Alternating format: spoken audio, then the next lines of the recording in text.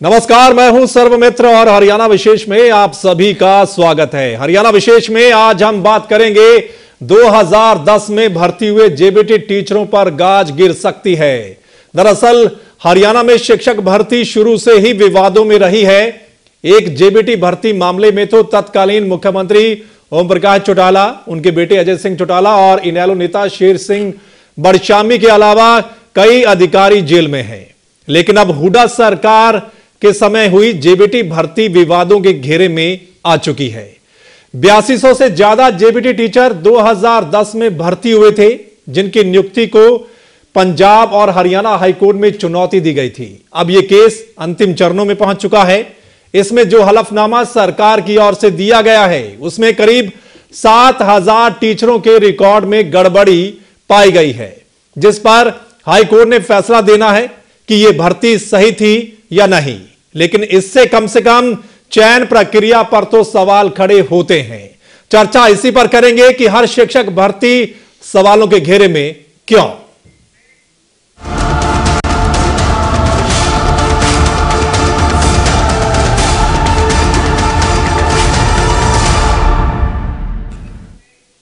Director elementary education Haryana ने high court में हलफनामा दाखिल कर कहा है कि साल 2010 में नियुक्त हुए 8285 जेबीटी टीचरों की भर्ती में धांधली हुई थी। हालांकि सरकार ने दस्तावेजों की जांच के लिए 3 महीने का समय और मांगा था, लेकिन हाईकोर्ट ने और समय ना देते हुए शुक्रवार की तारीख तय की है।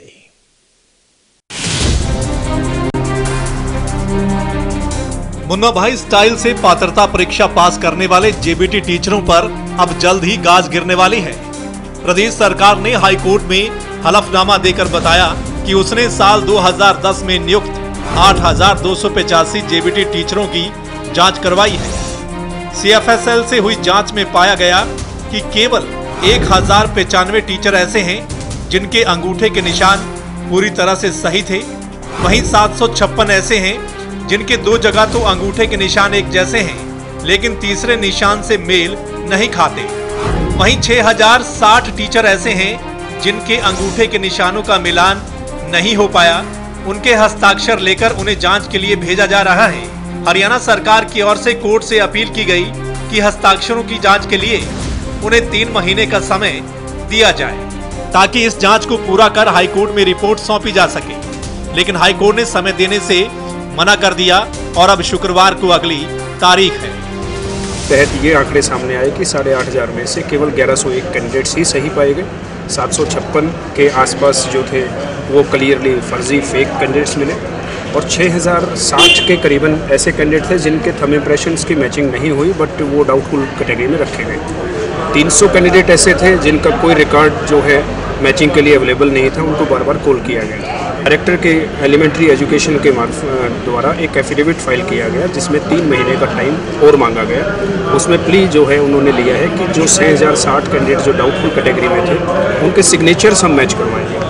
अब इसी मामले की सुनवाई के लिए शुक्रवार को जो है माननीय हाईकोर्ट ने डायरेक्टर साहब को तलब किया है अपनी पोजीशन को एक्सप्लेन करने के लिए।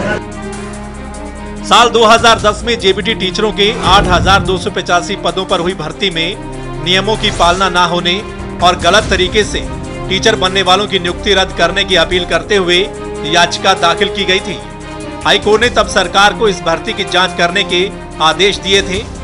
जांच में भर्ती हुए टीचरों के अंगूठों की जांच करने के बाद अब सरकार ने हाईकोर्ट में हलफनामा दाखिल किया है। चंडीगढ़ से ईशा ठाकुर, एवं तहलका, हरियाणा।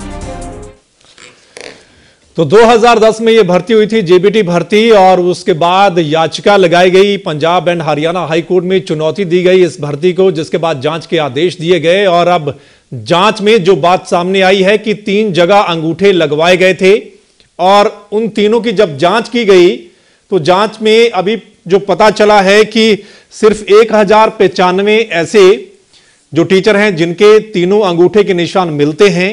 लेकिन जो कुछ लोग हैं 756 के करीब, उनके 2 निशान तो मिलते हैं, लेकिन एक जो निशान है वो नहीं मिलता है। और 6060 ऐसे हैं जिनका मिलान नहीं हो पाया है, चाहे वो स्याही की वजह से है या किसी भी वजह से। उनको सरकार ने कहा था कि उनके हस्ताक्षर लेकर जांच करवाएंगे, समय और दिया जाए, लेकिन हाईकोर्ट ने फिलहाल समय और नहीं दिया है और अब शुक्रवार को तारीख तय की है। तो यहां पर गाज गिर सकती है। तो 8,285 कैंडिडेट भर्ती हुए थे 2010 में। तो कोई भी शिक्षक भर्ती होती है वो सवालों के घेरे में आ जाती है, चाहे किसी की भी सरकार में भर्ती हो। जैसे कि हमने पहले भी बताया कि चौटाला सरकार में जो भर्ती हुई उसमें तो जो खुद ओम प्रकाश चौटाला हैं, अजय सिंह चौटाला, शेर सिंह बड़शामी और भी कई अधिकारी जेल में बंद हैं कि उसमें गड़बड़ियां पाई गई थी। अब हुड्डा सरकार में यह भर्ती हुई थी 2010 में, उस समय हुड्डा की सरकार थी और उसमें जो धांधली पाई गई है, जो हलफनामा दिया गया, उसमें साफ तौर पर कहा गया है कि कुछ ना कुछ गड़बड़ी है कि ये निशान आखिरकार क्यों नहीं मिलते। तो जिस पर अभी कोर्ट ने फैसला सुनाना है, हाई कोर्ट ने फैसला सुनाना है और इसी पर हम चर्चा करेंगे कि हर जो टीचर भर्ती होती है उसमें गड़बड़ी क्यों और विवादों के घेरे में क्यों आ जाती है। चर्चा इसी पर जारी रहेगी हमारी। तो 8,285 जो मेहमान मेरे साथ शामिल हैं इस चर्चा में, मैं आपको बता दूं जसबीर मौर्य जी मेरे साथ मौजूद हैं जो कि याचिकाकर्ता के वकील हैं। मेरे साथ रण सिंह मान साहब हैं, मीडिया प्रभारी हैं कांग्रेस के। मेरे साथ प्रवीण अत्री साहब हैं, इनेलो के प्रवक्ता हैं। मेरे साथ सुनीता दुग्गल जी मौजूद हैं, रोहतक से जुड़ी हुई हैं, हमारे साथ बीजेपी की प्रवक्ता हैं। मेरे साथ डॉक्टर सुरेंद्र धीमान जी मौजूद हैं, चर्चा में कार्यकारी संपादक हैं एवं तहलका हरियाणा के। चलिए सबसे पहले जसबीर मौर्य जी आपके पास आना चाहता हूं। आप वकील हैं याचिकाकर्ता के। अब तक जो कार्रवाई हुई है, जो भी जांच हुई है और जो सरकार ने रिपोर्ट पेश की है, आप सीधा सीधा बताइए क्या वाकई में ही इस जो भर्ती थी उसमें गड़बड़ियां मिली हैं? काफ़ी भारी मात्रा में जो है गड़बड़ी के अंदेशा के मुताबिक जो है डाटाज आए हैं। 8,285 टीचर्स की जो भर्ती की गई, इससे पहले इन लोगों को रिक्रूटमेंट में शामिल होने से पहले शिक्षक भर्ती परीक्षा पास करनी जरूरी है और उसमें एक प्रोविज़न दिया गया कि हर कैंडिडेट को जो इस भर्ती परीक्षा के लिए आवेदन करेगा अपने फोटोग्राफ्स और सिग्नेचर के साथ अपने थंब इंप्रेशन भी डालने होंगे OMR सीट के ऊपर। ओके। इसके बाद जब वो परीक्षा में बैठता है तो वहां भी थंब इंप्रेशन और सिग्नेचर्स लिए गए। ये सारा प्रोविजन जो है दीवानी शिक्षा बोर्ड के द्वारा इंट्रोड्यूस किया गया केवल इस वजह से कि कोई इम्पर्सोनेशन का केस या अनफेयर मीन्स जो है रोका जा सके। अब इन जब तीनों चीज़ों की कंपैरिजन किए गए माननीय हाईकोर्ट के आदेश के बाद कंप्लीट उसमें, तो शुरुआती दौर पे केवल 54 कैंडिडेट्स को टेस्ट के तौर पे जो है उनका चेकिंग की गई थी। वहीं पे जो है अंदेशा शुरू हो गया था। 54 कैंडिडेट्स में से केवल 8 कैंडिडेट ऐसे सही मिले जिनके आइडेंटिकल मैचिंग मिली। 25 कैंडिडेट ऐसे थे जिनको फेक की कैटेगरी में रखा गया, गलत की कैटेगरी में, और 21 कैंडिडेट्स ऐसे थे जिनका डाउटफुल कैटेगरी में रखा गया था। उनकी साइंटिफिक जांच जरूरी थी आगे के लिए।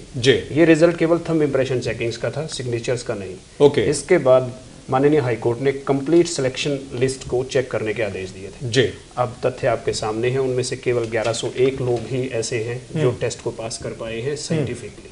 अच्छा, कब ये जांच के आदेश दिए थे पूरी भर्ती के? पहला जो आदेश था 54 कैंडिडेट्स का, ये 6 अगस्त 2012 को कंप्लीट का आदेश दे दिया गया। 2012 में कि कंप्लीट जांच कीजिए। कंप्लीट जांच कीजिए। 6 अगस्त 2012 को 54 कैंडिडेट्स की रिपोर्ट आने के बाद एक डिटेल ऑर्डर के पास कंप्लीट रिकॉर्ड को सील किया गया था। उसके बाद साइंटिफिक वेरिफिकेशन के लिए FSL मधुबन SCRB को बोला गया था कि इस कंप्लीट सिलेक्शन लिस्ट की आप चेकिंग कीजिए। जी, चलिए आपके पास आना चाहूंगा रण सिंह मान साहब। आपके सरकार थी उस समय, हुड्डा सरकार। आप बार बार आरोप लगाते हैं कि चौटाला सरकार में जो भर्ती हुई उसमें गड़बड़ियां थी और अब तो जो आपकी सरकार में भर्ती हुई इसमें बहुत सारी धांधली सामने आ रही है, जो हलफनामा सरकार की ओर से दिया गया है। नहीं, जहाँ तक चौटाला सरकार के समय में भर्तियाँ हुई थी टीचर्स की, वो हमने आरोप नहीं लगाए थे। मैटर जो है वो कोर्ट में गया और फैसला वहीं हुआ है। इसमें कांग्रेस का या सरकार का इससे कोई वास्ता नहीं है। हाँ, ये निश्चित रूप से जो 8,200 के करीबन टीचर्स की भर्ती है जो 2010 की है, बड़ी संख्या है और उचित नहीं होगा कि हम कोर्ट में, क्योंकि अभी तक अंतिम रूप से कोई फैसला नहीं आया है, कि हम उसकी बहुत ज़्यादा विवेचना करें। लेकिन जैसा कि मौर्य साहब ने जो फैक्ट्स रखे हैं, तो वो ये है कि किसी तरह से ये प्रूव नहीं हुआ है कि भाई सरकार द्वारा प्रायोजित कोई बात थी। एजुकेशन बोर्ड भिवानी था, उसकी संलिप्तता कितनी है, कौन आदमी जिम्मेवार है और कहाँ गलती हुई है, जब तक अंतिम रूप से ये सब बात नहीं हो जाएगी तब तक किसी पे आरोप लगाना किसी तरह उचित नहीं है। चलिए आपके पास आते हैं डॉक्टर साहब, दीवान साहब आपके पास आते हैं। तकरीबन हमने जैसे शुरू में बताया कि हर जो शिक्षक भर्ती होती है उन पर आरोप लगते हैं, विवादों में घिरती है और मामला कहीं ना कहीं कोर्ट में जाता है, और पहले भी ऐसे हमने देखा है। अब ये जो मामला सामने आ गया है, बहुत बड़ी तादाद थी 8,285, और जो आंकड़े या जो हलफनामे में बात आ रही है कि 7,000 से ऊपर की जो कि गड़बड़ी तकरीबन उसमें है। क्या देखते हैं कि वाकई में ही हर सरकार में ऐसा होता है? चाहे इसमें गलती मान साहब कह रहे हैं कि चाहे एजुकेशन बोर्ड हरियाणा ने ये सब कंडक्ट किया था, ये जो टेस्ट लिए गए थे, और वाकई में उसमें कहा कि आप थंब इंप्रेशन देंगे ताकि कोई गड़बड़ी ना हो, 3 जगह थंब इंप्रेशन देंगे, लेकिन उसके बावजूद भी उस समय भी गड़बड़ी मिली है पात्रता परीक्षा में। मतलब क्या ऐसे ही चलता रहेगा हर बार? देखो 2008 में हुड्डा सरकार ने, जो उस वक्त के शिक्षा विभाग के प्रधान सचिव थे, जो बाद में अतिरिक्त मुख्य सचिव प्रमोट हो गए और आज एक बहुत बड़ा महकमा संभाल रहे हैं जी, उन्होंने मुख्यमंत्री को और उस वक्त की सरकार को कहा कि एजुकेशन का स्तर बढ़ाने के लिए, जैसे आज की बीजेपी सरकार भी कह रही है हमें शिक्षा का स्तर सुधारना है, गुणवत्तापूर्ण शिक्षा देनी है, कि जी हम जो टीचर हम भर्ती करते हैं वो जो हमारी क्वालिफिकेशन है उसके साथ साथ एक एक्स्ट्रा क्वालिफिकेशन और लगाई जाए, एक टेस्ट रखा जाए, जो टेस्ट हमारा हरियाणा विद्यालय शिक्षा बोर्ड ले, उस पात्रता हम उसको नाम रखेंगे कि पात्रता परीक्षा वो होगी, जो वो पात्रता परीक्षा पास करेगा वही टीचर रखा जाएगा जी। और सरकार ने ये फैसला स्वीकार कर लिया और आज हरियाणा विद्यालय शिक्षा बोर्ड को कहा कि वो टेस्ट ले जी। पहला टेस्ट 2008 में लिया गया ओके, और उस वक्त क्योंकि ताजा फैसला हुआ था, इतनी सख्त शर्तें उसमें रखी कि जो परीक्षा में बैठेगा और एप्लीकेशन जब देगा उसमें, और जब उस व्यक्ति की जो पात्र हो जाएगा और जब कभी उसका चयन होगा तो उनका जो अंगूठे का निशान है वो मिलान किया जाएगा जी। ये शर्त बार बार रखी, 2008 में रखी, 2009 में 2 टेस्ट उसमें रखी, फिर 2010 में कोई हुआ नहीं, 2011 में रखी, फिर ऐसे ऑनवर्ड्स वो जितने भी टेस्ट हुए उसमें रखी रही जाती रही। हालांकि राइट टू एजुकेशन 2009 में जब आया तो उसमें ये पात्रता परीक्षा कंपलसरी कर दी पूरे देश में जी। बिल्कुल, ये जो केस है हमारे सामने, इसमें जो पहली पात्रता परीक्षा पास हुई और दूसरी क्योंकि 2009 में 2 होगी थी और 2009 में जब 6 ये वैकेंसी निकाली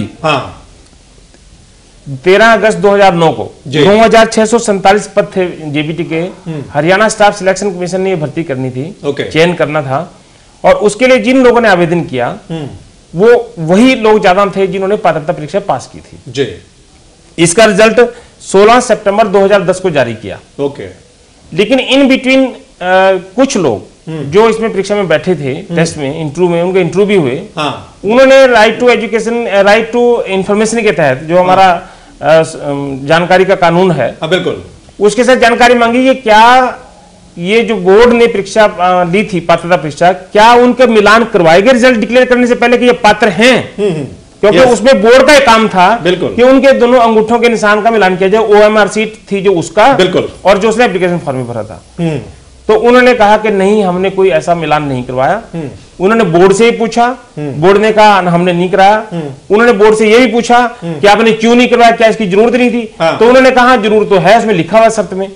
फिर इन्होंने एक शिकायत की जो हरियाणा का स्टाफ सिलेक्शन कमीशन है, क्योंकि ये कंपलसरी है और आप इसकी जांच करवाओ जी। और इन्होंने 54 लोगों की लिस्ट दी, वैसे तो 62 लोगों की थी, लेकिन हाईकोर्ट में बाद में 54 का जिक्र हुआ, उसमें 62 लोगों के नाम लिख के दिए इन जो इसमें कंप्लेनेंट हैं, शिकायत याचिका करते हैं कि हमारे पास ये सूचना है, ये जो आपने सिलेक्ट कर लिए टीचर, इन टीचर में से 54 लोग ऐसे हैं, इनकी जगह पर किसी और ने पात्रता परीक्षा दी थी। मजेदार बात यह है कि उसकी भी जांच नहीं हुई शिकायत देने के बावजूद, और फिर ये मामला हाई कोर्ट में गया बिल्कुल। तो हाई कोर्ट में ये कहा कि वो जो, क्योंकि 54 का जिक्र हुआ था उसमें कहा था कि 54 के 54 लोगों का आप 4 महीने में जांच पूरी करके दें, लेकिन वो जांच महीने में पूरी नहीं हुई बिल्कुल। और बाद में मैं अगले सेगमेंट में बताऊंगा फिर इसमें और कैसे ये केस हुआ। हाँ बिल्कुल। लेकिन मामला सारे का सारा हरियाणा विद्यालय शिक्षा बोर्ड के इर्द गिर्द घूम रहा। गड़बड़ी कहां हुई है ये भी हम आगे पता करेंगे। आपके पास आते हैं अतरी साहब, आप किस तरीके से देखते हैं हर शिक्षक भर्ती सवालों के घेरे में? वो मामला पंजाब एंड हरियाणा हाईकोर्ट में जाता है, फिर लंबा केस चलता है, जांच होती है, फिर जाके पता चलता है कि वाकई में गड़बड़ी इसमें मिली है, और उसके बाद क्या होता है? आप किस तरीके से देखते हैं? हालांकि ऐसे ही एक मामले में आपके जो बहुत वरिष्ठ नेता हैं वो जेल में।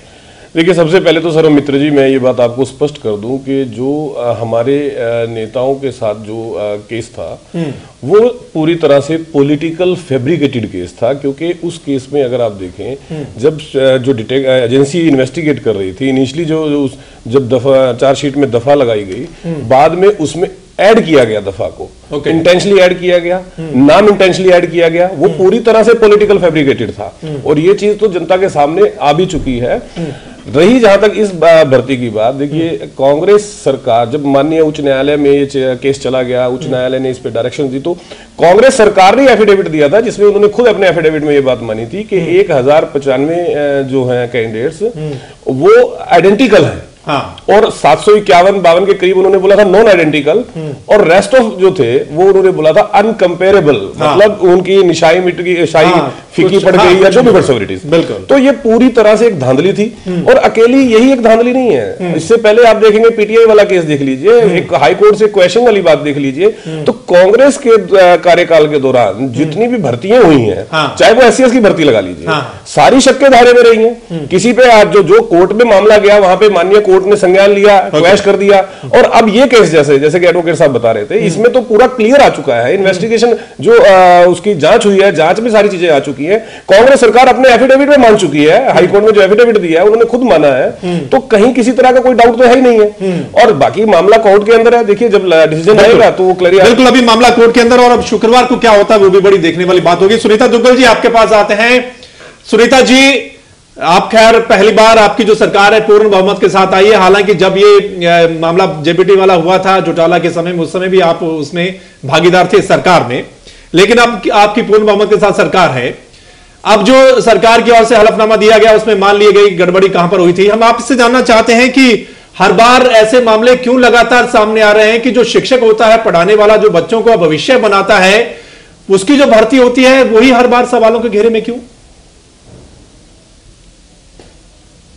देखिए, सबसे पहले तो मैं प्रदेशवासियों को मकर संक्रांति की शुभकामनाएं देती हूं, और आपके एवं तहलका को भी 2 साल पूरे होने पर बधाई देती हूं जी। और अब जो आपका सवाल है उसका जवाब मैं देती हूं आपको कि देखिए, चाहे वो आईएनएलडी की सरकार हो, चाहे कांग्रेस की सरकार हो, इन दोनों सरकारों ने, इन दोनों सरकार के नेताओं ने शिक्षा को, और खासकर क्योंकि इसमें भर्ती की संख्या ज्यादा होती है, एक आप ये कह लीजिए कि राजनीतिक माध्यम के तौर पे लिया कि ठीक है हम इतनी भर्ती कर लेंगे। उसमें इतने, मैं आपको बता रही हूँ कि मुझे सुन के इतना महसूस हो रहा है कि अनैतिकता की हद आप देखिए कि इनको बच्चों के भविष्य से कोई सरोकार नहीं, और इनको सिर्फ ये है कि भी ये इतनी संख्या में भर्ती होती है तो ठीक है, अपने भाई भतीजावाद, क्षेत्रवाद, परिवारवाद और जातिवाद, उसके आधार पर आप जो है थोक के भाव में जो है ये भर्ती कर लो।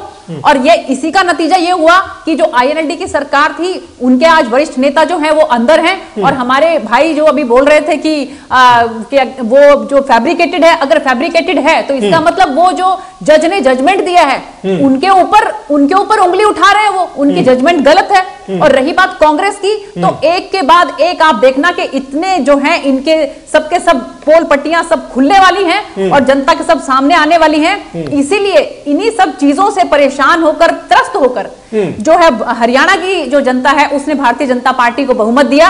और अब आप देखना कितनी ट्रांसपेरेंसी रहेगी, किसी तरह से बच्चों के भविष्य के साथ जो है खिलवाड़ इतने जबरदस्त तरीके से हुआ है कि मुझे तो बताते हुए बहुत शर्म आ रही है। चलिए, ये देखने वाली बात होगी कि कितनी ट्रांसपेरेंसी रहेगी आपकी सरकार में। ये खैर आने वाले समय में पता चलेगा जब भर्तियां आप करेंगे, और उसके बाद पता चलेगा। चलिए अत्री साहब, आप कुछ कहना चाहते थे? मैं सुनीता जी की बात का जवाब देना चाहता हूं। मैंने बड़ा क्लियर ये बोला कि जो इन्वेस्टिगेशन एजेंसी थी उसने जिस तरह से इन्वेस्टिगेट किया, जो फैक्ट्स कोर्ट के, देखिए कोर्ट तो डिसीजन वो देगी जो फैक्ट्स कोर्ट के सामने जाएंगे। अब उसके अंदर धारा बाद में ऐड कर दी गई, नाम बाद में ऐड कर दिए, वो तो काम इन्वेस्टिगेशन एजेंसी ने किया है और ये सबको पता है। इसके ऊपर तो सुप्रीम कोर्ट तक टिप्पणी कर चुकी है कि सीबीआई जो है वो सरकारी तोता है, और वो उस वक्त कांग्रेस की सरकार थी। जिस तरह से कांग्रेस की सरकार ने चाहा, सीबीआई ने उस तरह से इन्वेस्टिगेट किया केस को, तो वो बड़ा क्लियर है वो। और ये मैं नहीं कह रहा हूं, ये तो पूरा प्रदेश इस बात को जान गया है कि किस तरह से सीबीआई ने उस केस के अंदर एक संकीर्ण मानसिकता और पूर्वाग्रह से इन्वेस्टिगेशन की थी। और वो आगे देखिए, आप कोर्ट का डिसीजन आएगा तो उसमें क्लैरिटी भी आ जाएगी इस बारे में। चलिए मोर साहब आपके पास आते हैं। मोर साहब, इस मामले की जिक्र करते हैं कि गड़बड़ी कहां हुई है। जिस तरीके से दिमान साहब भी बता रहे हैं कि पात्रता परीक्षा में गड़बड़ी हुई है, कि वहां लोग दूसरे बैठे हैं, या गड़बड़ी उसके बाद हुई है, मतलब चयन में गड़बड़ी हुई है, पात्रता परीक्षा में गड़बड़ी हुई है, मामला आप ये बताएंगे। जो बातें सामने आ रही हैं उससे यही क्लियर होता है कि परीक्षा के दौरान गड़बड़ी हुई। अच्छा, ये कैंडिडेट था जिसने अपनी जगह पे किसी दूसरे को बिठाया, इंपर्सोनेशन के तौर पे बैठाया है। केवल कमी प्रोसीजर में इतनी रही है कि क्लोज 10.0 जो प्रोस्पेक्टस में दिया गया है उसके तहत साफ ये लिखा गया है कि थंब इम्प्रेशंस, फोटोग्राफ्स और signatures all will be stored in A database.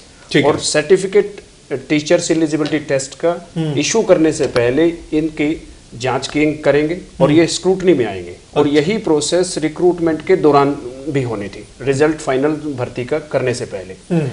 जो कैंडिडेट है उसने अपनी जगह पे किसी दूसरे को बैठाया है, लेकिन प्रोसीजरल डिफेक्ट ये रहा कि सर्टिफिकेट बिना किसी जांच के जारी कर दिया गया, भर्ती बिना किसी जांच के डिक्लेयर कर दी गई। अच्छा, ये केवल कैंडिडेट ने अपने लेवल पे वो किया है। अच्छा, जिसकी वजह से साफ ये बातें सामने आ रही है। अच्छा, मतलब पात्रता कहीं कोई और बैठा है जब पात्रता परीक्षा हुई है, तो उसके बाद अगर इंटरव्यू वगैरह की बात करें तो उसमें वो सही वाला कैंडिडेट पहुंच गया। इंटरव्यू के दौरान ऐसी कोई बात सामने नहीं आई है कि इंटरव्यू के दौरान कोई फेक कैंडिडेट पहुंचा हो। ये सारा का सारा जो अभी बातें निकल के आ रही है उसमें सारा टेस्ट के दौरान ही ये किया गया।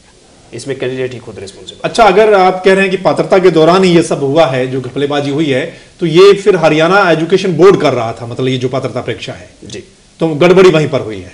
गड़बड़ी इन द सेंस कि उन्होंने खुद जो है, मैं दोबारा से कहना चाहूंगा कि कैंडिडेट ने अपने खुद चूज किया है अपनी जगह दूसरे को बैठाने का। उसने ये रिस्क और डेयर किया है। जो भिवानी शिक्षक बोर्ड है उसकी कमी इतनी रही है कि उसको सर्टिफिकेट इशू करने से पहले ये जांच कर लेनी चाहिए थी, जबकि 10.0 क्लोज के तहत ये जरूरी भी था, उसको जांच कर लेनी चाहिए थी।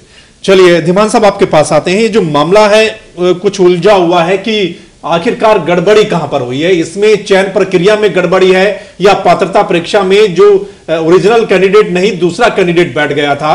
और अगर दूसरा कैंडिडेट बैठ गया तो फिर वाकई में मामला वहीं पर बनता है कि उन्होंने घपला किया है, जो कैंडिडेट थे उन्होंने अपनी जगह दूसरे कैंडिडेट को बिठाया है। तो इसमें चयन प्रक्रिया पर हम सवाल कैसे उठा सकते हैं? चयन प्रक्रिया पे इसलिए सवाल उठ रहा है कि जब इसकी नींव ही गलत होगी। नींव थी पात्रता परीक्षा। पात्रता परीक्षा ली हरियाणा विद्यालय शिक्षा बोर्ड ने जी। उसको वो सिर्फ एक एजेंसी थी परीक्षा लेने वाली, क्योंकि बोर्ड तो एक नाम का बोर्ड है, उसमें काम तो कहीं ना कहीं टीचर करते हैं। जब कोई परीक्षा ली जाती है तो उसमें सुपरवाइजर जो है वहां पर एग्जामिनेशन हॉल में वो सरकारी टीचर होते हैं, सरकारी टीचर है वहां पर। ये उनकी जिम्मेवारी है कि ए के स्थान पर बी ना बैठे, बी के स्थान पर सी ना बैठे जी। और ये काम इसलिए इतना कंप्यूटर इतना डिजिटलाइज इसलिए किया था कि उनका स्टोर कर लिया जाए डाटा, और उनको जब सर्टिफिकेट जारी करने थे जी, सर्टिफिकेट जारी करते वक्त उनके गुठों का मिलान करना था, सिग्नेचर का मिलान करना था कि क्या वही व्यक्ति बैठा है। बिल्कुल, यहीं पर गड़बड़ हुई। बिल्कुल, और यह गड़बड़ केवल एक बार नहीं हुई, ये बार बार होती रही।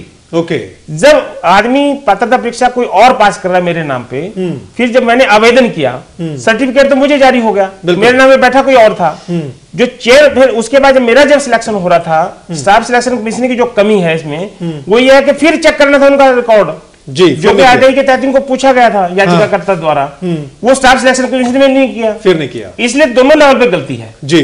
जाना इसके लिए अगर मैं कहूंगा कि कसूरवार अगर किसको कहा जा सकता है, जो कसूर है वो हरियाणा विद्यालय शिक्षा बोर्ड का है शुरुआत में। हाँ। नंबर 2 बात, इसमें विद्यालय शिक्षा बोर्ड के साथ साथ अब सरकार आती है बीच में, बिल्कुल, जिसमें शिक्षा विभाग आता है। हाँ। सरकार में शिक्षा विभाग आता है। ये 22 दिसंबर 2010 को हाई कोर्ट ने निर्देश दे दिए थे कि जो 54 लोग हैं, हाँ, इनको 4 महीने में जांच पूरी करके दो। अच्छा, नहीं हुई। उसके बाद जब इनको कंटेम्प्ट नोटिस मोर साहब ने दिया, तो 9 अगस्त 2011 को उन्होंने जवाब दिया कि महाराज हम जांच कर रहे हैं, हमने डायरेक्टर एफएसएल को ये जांच भेज दी है और रिकॉर्ड भेज दिया है जी। फिर जब ये उनकी जब रिपोर्ट आई, जो बताई इन्होंने 54 में से जो लोग आए, केवल मात्र वो सिर्फ 8 सही पाए गए, 25 वो फर्जी पाए गए, बाकी की जांच नहीं सही हो सकती, फेक पाए गए। तो इन्होंने एक और याचिका में ये कहा कि ये तो जब 54 में से 8 सही पाए गए हैं, तो 8,285 लोगों में से तो कितने ऐसे लोग होंगे। बिल्कुल, हाई कोर्ट ने इस बात को माना, बिल्कुल, और ये कहा कि पूरी की पूरी सारे के सारे जो सिलेक्ट हुए हैं सबके अंगूठों का मिलान कराया जाएगा। मतलब ये 54 के ही वो जांच करने में कितना समय लगा दिया? मैं बता रहा हूँ, 54 में तो लगा दिया उन्होंने, ये दिया उन्होंने, पहली रिपोर्ट जो दिया 30 जुलाई 2012 को दी है। और कब जांच के आदेश दिए थे? जांच के आदेश दिए थे 22 दिसंबर 2010। हाँ, तो बहुत समय लग गया, इतना समय। दूसरा एक और जो इशू है, जब उन्होंने ये कहा कि सारे का सारा रिकॉर्ड चेक हो, और एक अच्छा काम ये किया हाई कोर्ट ने, जब ये निर्देश दिया तो 4 जनवरी 2011 को, क्योंकि इन बिटवीन सरकार ने कहा कि इनको 4 जनवरी से लेके 2 फरवरी तक ज्वाइन करो 2011 में, रिजल्ट जैसे डिक्लेयर हुआ और हाई कोर्ट में केस चला गया तो इनको ज्वाइन करा दिया। तो पिटिशनर ने कहा कि आप ये तो ज्वाइन ही कर जाएंगे, इनको ज्वाइन करने से रोको जाए। बिल्कुल, हाई कोर्ट ने रोका नहीं, लेकिन ये कहा कि पूरा का पूरा मामला है, इसको हम देखेंगे। और 30 जुलाई 2012 को जब पहली जांच रिपोर्ट दी तो उन्होंने हाई कोर्ट ने कहा 6 अगस्त 2012 को कि पूरे का पूरा रिकॉर्ड चेक करो जी। और इसकी जांच रिपोर्ट सिर्फ 3 महीने में करने को कहा था, और ये कहा था कि 30 नवंबर 2012 तक जांच रिपोर्ट दो। बिल्कुल, अब इसका सारा जो खेल है असली, वो शुरू होता है शिक्षा विभाग, हरियाणा का पुलिस डिपार्टमेंट और डायरेक्टर एफएसएल जी। उन्होंने कहा कि हमारे पास जो फिंगर जो राइट जो चेक करने वाले हैं, फिंगरप्रिंट जो चेक करने वाले हैं, जो थंब इंप्रेशन करने वाले, जो राइटिंग चेक करने वाले लोग हैं, बिल्कुल वो हमारे ठीक नहीं है, कम है मतलब। बिल्कुल, अब ये हराम देखिए आप, 6 अक्टूबर 2012 को 3 महीने का टाइम दिया था पूरी जांच के लिए, और 7 मार्च 2014 को एफिडेविट जब फाइल किया गया तो उसमें ये सारे का सारा डाटा दिया गया, इतने समय उसमें लगा दिया। जो आज जिस डाटा की हम बात कर रहे हैं, 7 मार्च 2014 को कहा था कि हमें जो हमारे 6060 जो लोग हैं इनको दोबारा जांच करने के लिए, फिंगरप्रिंट लेने के लिए हमें समय चाहिए। बिल्कुल बिल्कुल, अब तकरीबन आप देखिए कि 10 महीने निकाल दिए हैं। बिल्कुल, 10 महीने के बाद वही एफिडेविट, एजिटीज एफिडेविट, सेम वही एफिडेविट। हाँ, अब वर्तमान डायरेक्टर जो एलिमेंट्री एजुकेशन है उन्होंने दे दिया, सेम उठा के 12 जनवरी का। हाँ बिल्कुल, कोई जांच यहाँ पर कितनी बड़ी लापरवाही है, जिम्मेदारी से बच कर रहे हैं। सरकार के सामने ये आ चुका था कि सिर्फ 1095 लोग ही इसमें सही हैं, 6060 के आसपास ये टीचर जिनके अंगूठे के सही जो है फेडअप हो गया, मतलब जो अंगूठा जिससे लगाया था पता नहीं चला, वो इधर उधर मिला। बिल्कुल बिल्कुल, तो हर लेवल पर यहाँ पर जिम्मेदारी से नहीं काम लिया गया और लापरवाही हुई है और गड़बड़ी हुई है। चर्चा इस पर करेंगे, लेकिन एक छोटा सा ब्रेक ले लेते हैं।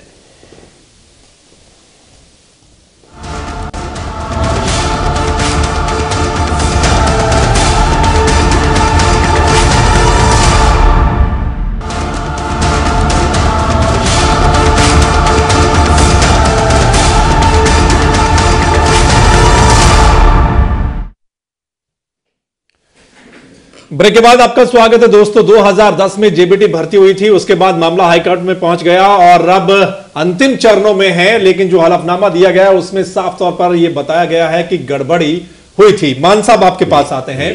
मान साहब, जब मामला हाईकोर्ट में पहुंचा, जब आदेश दिए गए कि शुरुआती में कुछ कैंडिडेट्स की आप जांच कीजिए, उसकी जांच में बहुत टाइम लगा दिया, फिर मामला हर लेवल पर यहां पर देखने में आया है कि लापरवाही हुई है, गड़बड़ी हुई है, पात्रता परीक्षा में गड़बड़ी हुई है। फिर जब चयन किया गया उस समय भी नहीं सोचा गया, नहीं देखा गया कि कम से कम अंगूठों का मिलान कर लीजिए, तो गड़बड़ी, और उसके बाद सरकार ने जो इतना समय लगा दिया जांच में। ऐसा है कि पूरा केस संज्ञान में है हाई कोर्ट के, और ये सारी बातें आएंगी कि कहाँ किस स्तर पर क्या गड़बड़ी हुई है और कहाँ और किसका कितना फॉल्ट है जी। तो ये सारी चीज़ें आप अभी अनुमान नहीं लगा सकते हो। जहाँ तक उनकी ज्वाइनिंग की बात है, तो कोई भी सरकार जो है यदि वो संजीदा है शिक्षा के बारे में, तो बहुत दिन पद खाली नहीं रखे जा सकते हैं। तो उस हिसाब से ये कोई गलत बात नहीं थी। सुनीता जी अभी कह रहे थे और बड़े इनके प्रवचन काफ़ी देते हैं और प्राय हर इनका जो नेता है उस पर उनके प्रवचन हमको हर मामले में सुनने को मिलते हैं जी। क्या ये बता सकती हैं कि अभी जो एजी ऑफिस में नियुक्तियां हुई उसमें मेरिट क्या थी? क्या उनका एक मंत्री सरेआम और सबके सामने एक डीसी को एक सिफारशी पत्र देता है कि ये मेरा रिलेटिव है और आप इसको नौकरी लगाइए? तो दूसरों पे आरोप आक्षेप लगाना आसान है, और जब खुद आदमी के ऊपर आ पड़ती है वो किस तरह से चलता है, किस तरह से बिहेव करता है, कौन से तरीके अपनाता है, तो इनकी जो भानगी के रूप में देखें तो ये जो है दूध के दोहे नहीं दिखाई देते हैं। और आगे भी बोर्ड भी बनेंगे, सिलेक्शन बोर्ड भी बनेंगे, या जो प्रोसीजर ये करेंगे या डिपार्टमेंटल करेंगे, वो देखने की बात होगी कि ये जो बात कहते हैं उस पर टिकते कितना है और कैसे कर पाते हैं। अब रही बात अत्रे जी की भी, देखिए ये वकील हैं और मैं भी लॉ ग्रेजुएट हूँ। कोई भी जांच एजेंसी है उसके पास कोई भी केस जब प्राइमरली जाएगा तो जो जांच बढ़ती है, कोई नए फैक्ट्स उसमें आए तो नई धारा जुड़ती जाती है। ये कोई नई बात नहीं थी कोई इस केस में कि केवल ये इसी केस में अपवाद के तौर पर इसको हम देखें। ये प्राय बहुत सारे केसों में ऐसी बातें होती हैं, जब नई चीज़ें नए फैक्ट्स आते हैं तो वो धारा यदि उस टाइम नहीं आई तो जुड़ती रहती हैं उसके बाद में। लेकिन आप एक चीज़ नहीं कह सकते हो, एक जाँच एजेंसी का काम है, ये माना जा सकता है अपनी एक जो सिस्टम है डेमोक्रेसी का, इसमें हो सकता है कि सरकार का दबाव किसी जांच एजेंसी पे हो और वो ऐसा हो, अडॉप्ट भी कुछ उदाहरण हैं भी ऐसे। लेकिन इस जहाँ तक पर्टिकुलर इस केस की बात है, इनेलो के शासनकाल में भर्तियों का और उसमें फिर सजा जो हुई, जांच एजेंसी ने यदि अपनी कोर्ट में जो है चालान पेश कर दिया और सारी चीज़ें रख दी, उसके बाद में उसका रोल खत्म है। उसके बाद न्यायालय को सोचना होता है, ये कोर्ट का विषय है कि वो उनको कितना ठीक माने, किस फैक्ट्स को कितना वजन दे, और फिर वो कानून के हिसाब से वो चीज़ गलत थी या सही थी उस हिसाब से निर्णय देते हैं। तो इस तरह आक्षेप नहीं लगाए जाने चाहिए। ये एक मतलब इसका मतलब तो ये है कि जांच एजेंसी भी अपने पसंद की होनी चाहिए, उसकी जांच रिपोर्ट भी अपनी पसंद की होनी चाहिए, और न्यायालय का फैसला भी अपने ही सोच के हिसाब से और अपने विजन के हिसाब से आना चाहिए। पॉसिबल नहीं है देश में। बिल्कुल। सुनीता जी आपके पास आते हैं, अत्रे साहब मैं फिर आऊंगा आपके पास, आप जवाब देना इस बात का। सुनीता जी, जिस तरीके से आप कह रहे हैं कि इनेलो की राज में ऐसा हुआ, कांग्रेस की राज में ऐसा हुआ, लेकिन अब जिस तरीके से मान साहब कह रहे हैं कि एजी ऑफिस में जो नियुक्तियां हुई उसको लेकर आपकी क्या पॉलिसी थी, क्या उसमें देखी गई मेरिट देखी गई, या अभी जो आज की अखबार में छपा है कि आपके एक मंत्री ने चिट दी है डीसी को कि मेरे रिश्तेदार को आप भर्ती कर लीजिए, आप इसका जवाब देंगे? देखिए सर मित्र जी, जो एजी ऑफिस की भर्तियां हैं उसमें जो क्राइटेरिया रखा है वो क्राइटेरिया फुलफिल जरूर हुआ होगा। ये नहीं है कि जो क्राइटेरिया उसमें वो क्राइटेरिया ना फुलफिल हो। अगर जेबीटी के लिए पात्रता परीक्षा है तो वो क्राइटेरिया तो कम से कम फुलफिल होना चाहिए। तो ये आरोप लगा देना कि एजी ऑफिस में, तो ये अपने एजी ऑफिस के लिए बताएं कि इनके एजी ऑफिस में जो भर्तियां हुई थी उनके लिए उन्होंने क्या क्राइटेरिया रखा था और वो क्या सबके सब किस मेरिट के बेस पे थे। तो ये सिर्फ इस बात पे आरोप लगा देना भर जो है वो ठीक नहीं है। इनका केस जो है वो कोर्ट में है, और जेबीटी का ही क्या, और इससे पहले पीटीआई के भी और भी कितने मामले जो हैं कोर्ट में, और वो खुल रहे हैं धीरे धीरे कि किस तरह से सभी भर्तियों में जो है कि वो सब के अंदर एक अजीब किस्म की नेक्सस है between the board, SSC, government, शिक्षा मंत्री, एसएससी और जो आपका बोर्ड है, उन सबका एक नेक्सस है। नहीं, इतने बड़े लेवल पे, इतने वास्ट लेवल पे नहीं तो धांधली नहीं हो सकती। आप 2005 में गड़बड़ हो सकती है, लेकिन इतने बड़े लेवल पर धांधली कि पात्रता परीक्षा कोई और पास कर रहा है और जो थंब इंप्रेशन है वो किसी और के हैं। 6000 से भी ज्यादा आप बता रहे हो कि जो इसमें नहीं मिल पा रहे हैं। तो इससे आप अंदाजा लगा सकते हैं कि किस तरह से जो है वो इन्होंने मूंगफली रेवड़ियों की तरह जो है वो जेबीटी टीचर्स भर्ती किए हैं और बच्चों के भविष्य के साथ खिलवाड़ किया है। आज हमारा देश तरक्की क्यों नहीं कर रहा? सिर्फ उसका कारण ही ये है कि हर चीज में जो है वो ये देखते हैं कि ठीक है कि किस तरह से इसके अंदर अपने बंदों को भर्ती कर लिया जाए। कोई क्राइटेरिया नहीं है, कोई किसी तरह का कोई उसके अंदर क्राइटेरिया बनाने के बावजूद भी आप ये देखिए हिम्मत डेयरिंग कितने हैं कि क्राइटेरिया बनाया तो उस क्राइटेरिया को फुलफिल भी नहीं कर रहे हैं। तो मैं तो कहूंगी कि ये तो हमारी जो है ना विडंबना है इस देश की, कि किस तरह से जो है वो राजनीतिक पार्टियां और जो है वो इस चीज का फायदा उठाकर और गलत किस्म के लोगों को भर्ती कर लेते हैं, और वो भी शिक्षक लेवल पर। इसीलिए बच्चों के भविष्य के साथ खिलवाड़ हो रहा है और इसीलिए हमारे देश के साथ के भविष्य के साथ खिलवाड़ हो रहा है। जी अत्री साहब आपके पास आते हैं। अत्री साहब, आप एक तो मान साहब जो कह रहे थे वो आप कुछ बोलना चाह रहे थे उस पर, और दूसरा ये जो जांच में देरी होती है, आप इसको किस तरीके से देखते हैं कि जब कोई मामला कोर्ट में पहुंच जाता है, कोर्ट सरकार से कहता है कि आप इसकी जांच कीजिए, लेकिन कहीं ना कहीं जांच को लटकाया जाता है कि शायद कार्यकाल हमारा पूरा हो जाए, या इसको हम देखेंगे धीरे धीरे देखते रहेंगे? देखिए सर्वमित्र जी, सबसे पहली बात तो ये कि मुझे बड़ा अच्छा लगा जब मान साहब ने इस बात को एडमिट किया कि कभी इस एजेंसी के ऊपर सरकारी दबाव भी होता है। ये इन्होंने एडमिट कर लिया, और इसका एग्जाम्पल हमारे पास कई बार आ चुका है कि किस तरह से सीबीआई सरकार के दबाव में काम करती है। इलेक्शन के दौरान मान साहब अभी मैं पूरी कर लूं, इलेक्शन के दौरान इसका बहुत बड़ा एग्जाम्पल था जब चौटाला साहब कन्वेंसिंग पे थे, और जिस तरह से कोर्ट ने 17 तारीख सरेंडर के लिए बोल दिया था, उसके बावजूद सीबीआई जाती है कोर्ट के अंदर, पिटीशन डालती है। वो सरकारी प्रेशर नहीं था तो क्या था? फर्क ये था कि पहले कांग्रेस थी, बाद में बीजेपी थी, वो भी सरकारी प्रेशर था। एनीहाउ, अब बात मैं करता हूँ सुनीता जी की। सुनीता जी देखिए, भारतीय जनता पार्टी वाले बच्चों के शिक्षा के ऊपर चिंतित है, बड़ी अच्छी बात है, होना भी चाहिए। लेकिन सुनीता जी की जानकारी के लिए बता दूं, मध्य प्रदेश में भारतीय जनता पार्टी की सरकार है शिवराज चौहान की। व्यापम घोटाले के बारे में शायद सुनीता जी ने सुना होगा।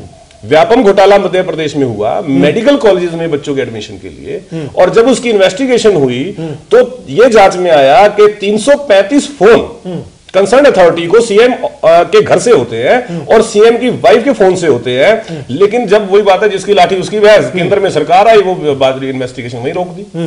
तो ये सुनीता जी जब भाषण दे रही थी मुझे कहीं ना कहीं हंसी भी आ रही थी। और एक और चीज, जैसे आप बात कर रहे थे कि किस तरह से डिले होता है, देखिए बड़े चिंतित हैं भारतीय जनता पार्टी वाले बच्चों के भविष्य के लिए। इनको ये चीज सोचनी चाहिए कि जो एजुकेशन डिपार्टमेंट है, 40,000 टीचर्स की कमी है आज हरियाणा के स्कूल के बच्चे बिना टीचर के पढ़ रहे हैं। वो बच्चों का पढ़ाई का नुकसान हो रहा है। पिछले 3 महीने से इनकी सरकार है, ये अभी तक टीचर भर्ती मामले में एक कदम नहीं बढ़ सके।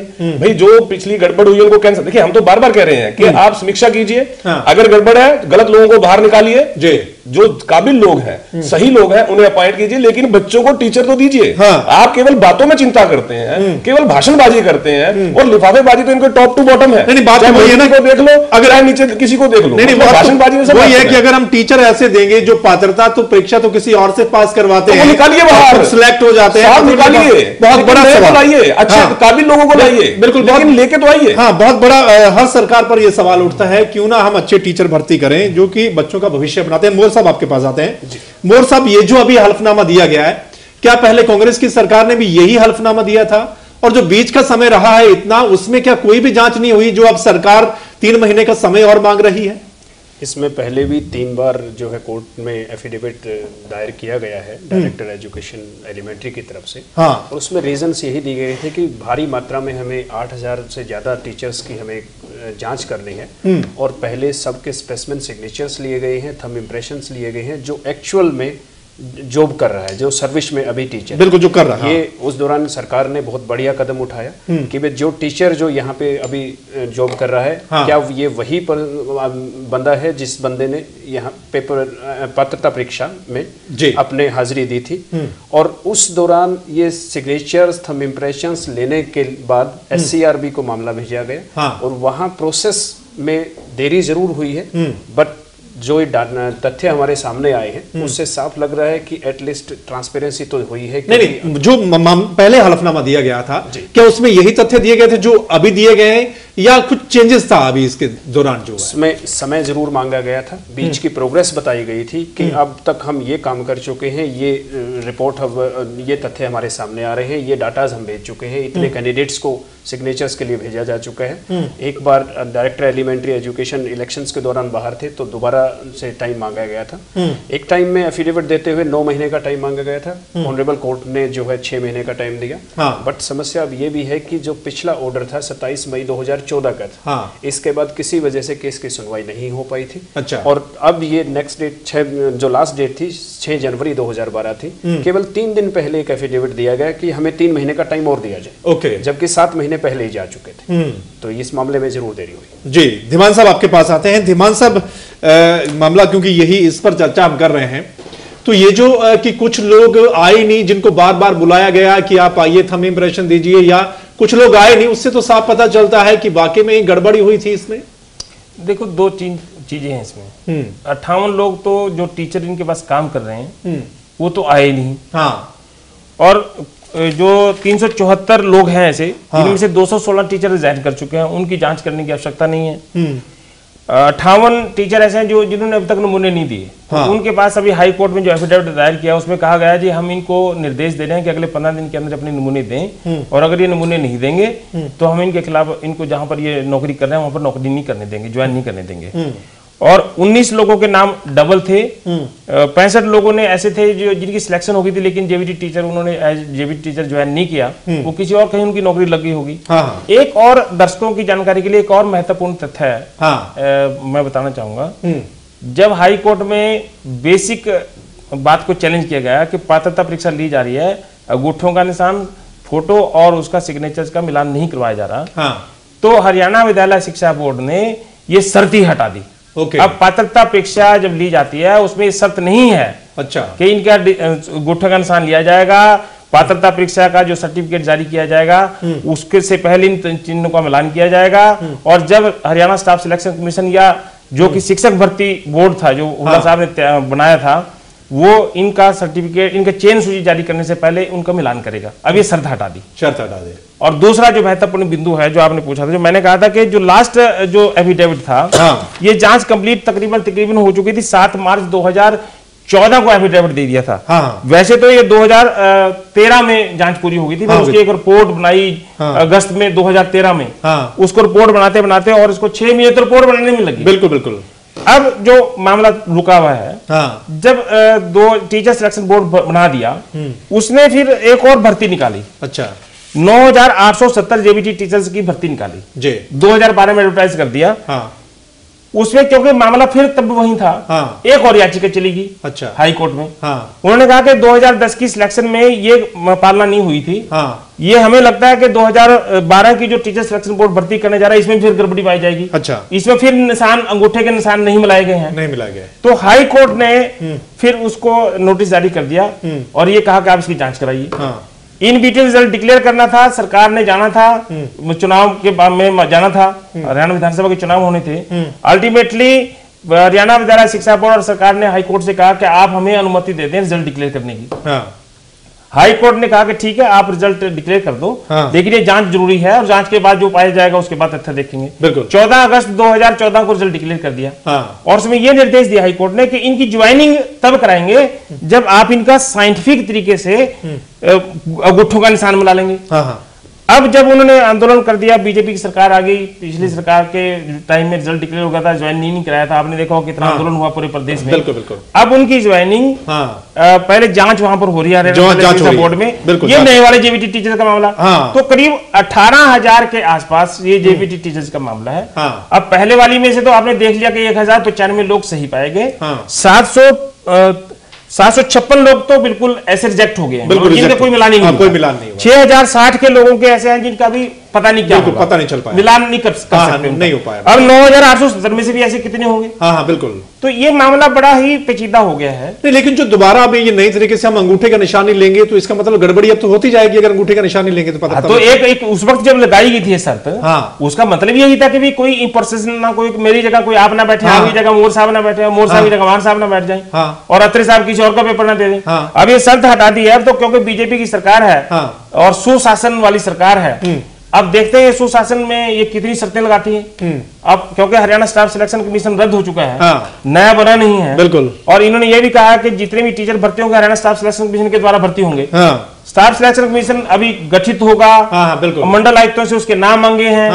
कब वो प्रोसेस शुरू होगा। बिल्कुल बिल्कुल अत्रे साहब ने बताया, जो उसमें थोड़ा सा मैं अमेंड कर दूं सिर्फ, कि आज की डेट में जो मेरे पास डाटा है वो 30,000 टीचर्स का डाटा है कि आज की डेट में वैकेंसीज हैं। बिल्कुल। और जो प्रोसेस अभी होना है, भर्ती होनी है, कब तक होगी, अगले 5 साल में पता नहीं कब तक होगी। बिल्कुल बिल्कुल। सुनीता जी बिल्कुल इसी बात का जवाब आप देंगे।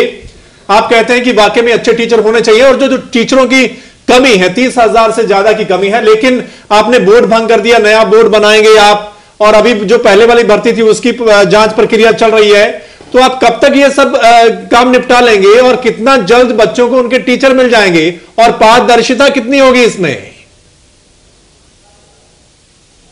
देखिए सौरभ जी, पारदर्शिता तो बहुत रहेगी, पारदर्शिता बिल्कुल रहेगी, इस चीज की मैं आपको आश्वस्त करती हूं और सभी दर्शकों को भी आश्वस्त करती हूं। और ये बाकी जो स्टाफ सिलेक्शन कमीशन के लिए अभी सभी मंडलों से जो है उन्होंने मंगवाए हैं सरकार ने, और बहुत जल्दी ही जो है ये गठित होगा, और गठित होने के बाद प्रक्रिया बहुत तेजी से चलेगी, क्योंकि इस चीज के लिए सरकार भी चिंतित है कि बच्चों को जो है वो शिक्षक नहीं मिल रहे हैं, और जो मिल रहे हैं वो मैनिपुलेटेड टीचर्स हैं। अभी उनका मामला जो है वो कोर्ट में पेंडिंग है, तो इसलिए आप आश्वस्त रहें, बहुत जल्दी बोर्ड भी बनेगा, बहुत जल्दी जो है सारी प्रक्रिया शुरू होगी, और पारदर्शिता की 100% गारंटी है। जी चलिए एक और जानकारी देने के लिए सिर्फ मेहमान साहब बताएंगे, ये जो जिस हम टीचर्स सिलेक्शन की बात कर रहे हैं, जो हाई कोर्ट में चैलेंज है, बिल्कुल 2010 की भर्ती वाला, जी उसमें एकेडमिक क्वालिफिकेशन की जो उनकी शैक्षणिक योग्यता का जो नंबर था वो 60 थे, और इंटरव्यू के नंबर थे 30। जी जो आप पूछ रहे थे कि क्या स्टाफ सिलेक्शन कमीशन में कुछ ऐसा हो सकता है, जिसमें बीजेपी गवर्नमेंट ने अब ये कहा है